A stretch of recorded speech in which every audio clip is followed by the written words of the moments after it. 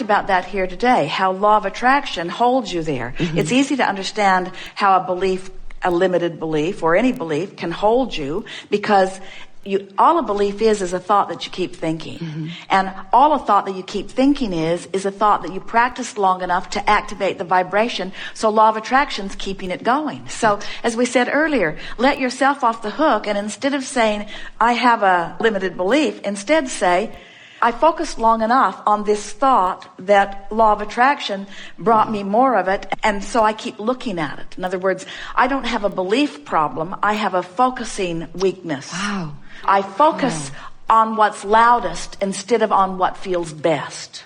Wow. That's powerful. It's a squeaking wheel thing, isn't it? I focus on what's loudest instead of on what feels best. Think about that even with your children. Often, when they're the most unhappy, then you deal with it. If we were standing in your physical shoes, our children would receive our undivided attention when they're joyful, and they'd get nothing from us otherwise.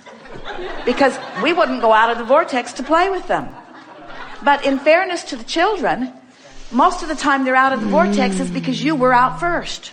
Children woke up in the vortex. It was ornery mom they encountered, you see, or ornery teacher that they encountered. Children are much more likely to be in the vortex. Now, that's not to say that they don't have their moments too, and let's forgive them for having them because they were born to do that. But when you get all of this into perspective, don't you feel empowered? Don't you like knowing about your vortex? Don't you like knowing who you really are? Don't you like knowing what your emotions tell you? Don't you like knowing that you can think the thought that you choose? Don't you like letting yourself off the hook by saying, well, this thought's easier to think because I've been thinking it longer, but now I recognize, now that I'm aware of how I feel, that this thought that's easier to think isn't serving me very well. So because I care about how I feel, because I care about my alignment, because I care about my influence to others, because I care about teaching from inside the vortex, I'm going to bite the bullet a little bit, and I'm going to choke on some of those stories, and I'm going to tell better feeling stories. What trips so many of you up is that it sounds like we're saying, stop thinking that and start thinking that. And in fairness, friends, that's not possible. If that is way over there feeling that bad, you don't have access to what's way over there feeling that good. You've got to sort of warm up to it. So what you do is you reach for the best feeling thought you can find, the best feeling thought you can find, until you train yourself into better feeling thoughts. And we really have to say to you that it shouldn't be the struggle that so many of you make it out to be, because every time you shift the thought, your indicators shift too. So when you feel a little better, life gets a little better. And when you feel a little better still, life gets a little better still. And when you feel a little better, life gets a little better still. And all of you would move quickly into the vortex if you would mind your own business and only pay attention to what you're thinking and feeling and what's coming back to you. But you're so interested in what others are doing and what others are thinking that you don't allow yourself the momentum. You start the momentum and then you say, oh, look over there. Someone's suffering. Oh. And then you say, well, this doesn't feel good. Oh, look over there. Something else is wrong. And we say, don't do that. Okay. Get in the vortex. Demand that you be in the vortex. Demand of yourself that you be more in the vortex. Take ownership of who you really are. You're really brilliant, beautiful, frisky, good-feeling, healthy, prosperous beings. That's who you are. And anything less than that is screwy. Anything less than that is a fraudulent, fake, bogus reality. Bogus, bogus, bogus, bogus, bogus, bogus, bogus. Not reality, not reality, not reality, not reality, not reality, not reality. You say, yes, it is. Look, reality all around it. Not the reality that we know, not the reality that we came for, not the reality that you came for, not what we all signed on for, not the reality. This is the reality. Make this your reality. Turn yourself in this direction. Find the feeling peaks of this. Train yourself into this frequency. Blend with this. Be this. Exude this. Give the example of this. Let this be what others are understanding, and let them outside the vortex say, look over there, look over there, look what they're doing, look how they're thriving, look how they're prospering, look how they're feeling. I want that. You be the dominant influencer, you see. Okay. When you're not in the vortex, scream. This is the point we're making. Accept the anomaly of being out of the vortex. Don't accept it as just the way life is. Don't accept that. It's not the way life is, and it's not the way life is supposed to be, and it's not the way you're supposed to feel. It's off, it's off, it's off. It's all right for you to say, this is off, this is off, this is off. This is off. I want not this. Oh, there, I feel better. Now I'll go back to the vortex. But when you don't give yourself permission to have a step one moment, it just prolongs it. The other day, Jerry and Esther had the pleasure of meeting a little boy who they've met before, but they spent a little more time with him on one of the cruises. And he brought his magic tricks to their cabin to demonstrate them, and so they had fun watching his magic tricks. And then Jerry and Esther had a little gift for him, and so Esther gave him the gift, and she had tucked a little money in the gift.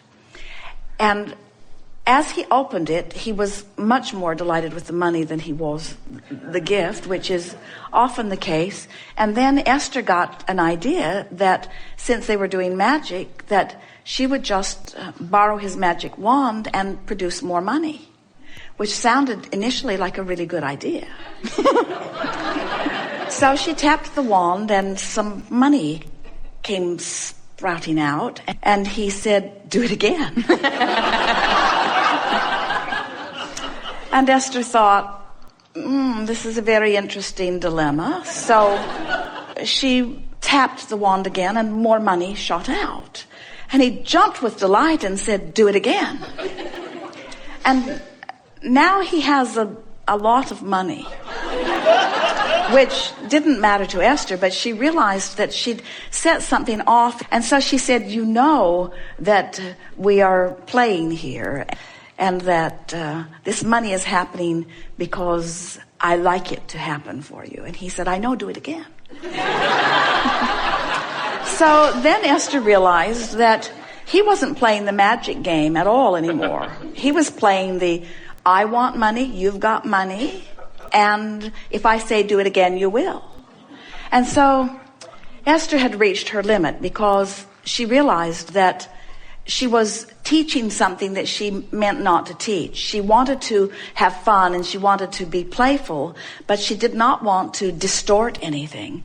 And so she said, "I think that's all the magical money that's going to appear." And he said, "I want more." And Esther said, "I love it that you want. I love it that you want." And he looked expectantly, and Esther said, "I just love it that you want. And I love how your desire will bring you what you want from a lot of different places." And then Esther was done, and he knew it. In other words, she focused upon the perfection of his desire, but she removed her responsibility from being the avenue through which it would flow. I love that. And it required focus, but he knew it. In other words, once she lined up with the principle that I am not the vortex through which all of this will flow, but your desire is a wonderful thing, because you see, people become confused. If you make their desire wrong, right, you're out of sync with the laws of the universe. If you make yourself responsible to be the vortex through which it all flows, you're out of sync with the laws of the universe. But when you get it, that it's right for them to want, and you root for their desire, and you praise them for the detail of their desire, and you harmonize with their desire, and you encourage them to speak of what they want, you're in sync with the laws of the universe. And at the same time, as you acknowledge that some of what you want will naturally flow through me, and much of what you want will come through many other avenues, and won't it be fun to see through which avenues the things flow, they will discover a very satisfying independence from you being the vortex through which it flows. Well, we are specifically choosing those words today because when you do as you said you would, from your non-physical perspective, when you made the decision to come into this time-space reality, you said, I'll go forth into this leading edge contrast, and from it, I will bring into focus my personal preference. Now, most of you don't have any real sense of the importance of that, the importance of it for you personally, or the importance of it for all that is. So you bring a part of the consciousness that is you into this body, and you explore contrast. You know what you don't want, you know what you do want, and through all of that variety, you bring into focus, in ways that you don't know you're doing it, an improved request. Now, when we ask you, are you enjoying the contrast that produces the desire within you? Sometimes you're very honest and you say, no, not actually. But we want you to understand that when that contrast that sometimes feels especially unpleasant is happening, that there is another side of the wave, another side of the vibrational wave. When you know what you don't want, there's a part of you that knows what you do want. And vibrationally, you are vibrational beings. You emanate this other side of this wave, and the larger part of you, the inner being part of you, the source energy part of you, who remained non-physically focused while you came forth into this body, receives the benefit of that new decision, that new preference that you've come to, and becomes it, literally. Doesn't just answer it in the sense that, oh, you want it, you've got it. Literally becomes the other side of that bounced wave.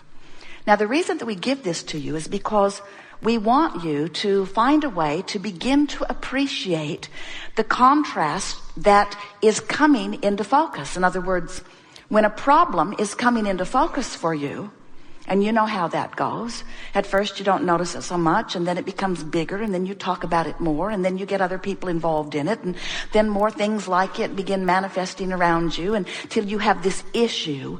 The whole time that that problem is coming into focus, there is a solution coming into focus equally, an equally emphatic, an equally specific answer to your question, solution to your problem. But most humans are unaware, because you're unaware that you're vibrational beings. You're unaware of the wave that you're setting forth. You're unaware, most of you, of the source energy part of you who remains non-physically focused. And so as you explore this contrast and know clearly what you don't want, even though you're giving birth to what you do want, and the solution is coming into focus and into vibrational beingness, most people just keep poking around at the problem because it's interesting. This stuff that is manifested has your attention. You see it with your eyes and hear it with your ears. You are so good at interpreting your time-space reality that you are enamored by reality. You think reality is the real deal. We thought you'd think that was funny. And we want you to know that this reality that you are calling reality, what's going on with your body, what's happening in your bank account, what's happening with your relationships, even what's happening in your world, what's happening in your global economy or your personal economy, what's happening in your ecology, what's happening in your government, what's happening in other governments. All of those things that are reality have your attention, but today we want to call your attention to the present tense, vibrational reality that you have given birth to. We want to help you to see that when you're looking around at what's manifested in terms of the dollars you have or the conditions of your body or the relationship state of being that is happening in what you call your now reality, we want to convince you here today that as real as it seems and as much as you can see it, hear it, smell it, taste it, touch it, it really is old news, vibrationally speaking, because it has produced this vortex of creation, this vibrational reality, which is where the larger part of you stands and bees. It's where the larger part of you stands and bees and feels. In other words, when you recognize, as you look at your bank account, that you don't have enough money and you ask for more, the larger part of you receives that vibrational equivalency and feels the prosperity as if it is manifested.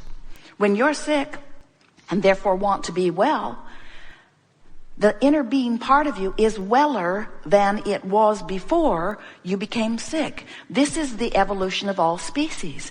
And if we can get your attention about this, if we can convince you about the validity and the reality of this vibrational reality, and if you can feel with us the present tenseness of it, then you will give less attention. You will have fewer knee-jerk reactions to what's going on in your physical now reality. And in doing so, you will diffuse the opposing vibration that is preventing what's in this vortex of creation, in this vibrational reality, from becoming. Do you know the only thing that prevents